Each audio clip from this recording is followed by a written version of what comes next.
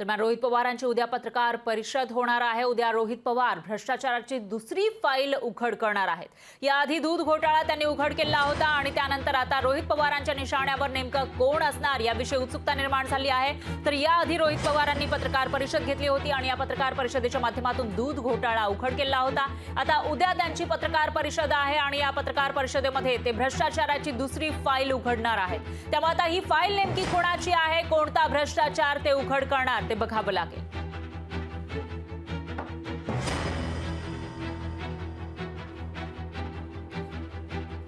रोहित पवारांची पत्रकार परिषद उद्या आहे आणि या पत्रकार परिषदेकडे लक्ष लागलेलं आहे, कारण काही दिवसांवर लोकसभेच्या निवडणुका आहे आणि त्याआधी रोहित पवारांनी आता पत्रकार परिषद घेऊन भ्रष्टाचाराची फाईल उघडण्याचा सिलसिला सुरू केल्याचं पाहायला मिळत आहे। याआधी त्यांनी पत्रकार परिषद घेतलेली होती आणि दूध भ्रष्टाचाराविषयीची एक फाईल उघड केलेली होती। तर दुधाविषयी भ्रष्टाचार झाला आहे असा आरोप त्यांनी केला होता, दूध घोटाळा झाल्याचं त्यांनी म्हटलेलं होतं आणि त्यानंतर आता उद्या त्यांची पत्रकार परिषद होणार आहे। त्यामुळे या पत्रकार परिषदेमध्ये आता त्यांच्या निशाण्यावर नेमकं कोण असणार, कोणाचं नाव ते उघड करणार, कोणता घोटाळा समोर आणणार याविषयी उत्सुकता निर्माण झाली।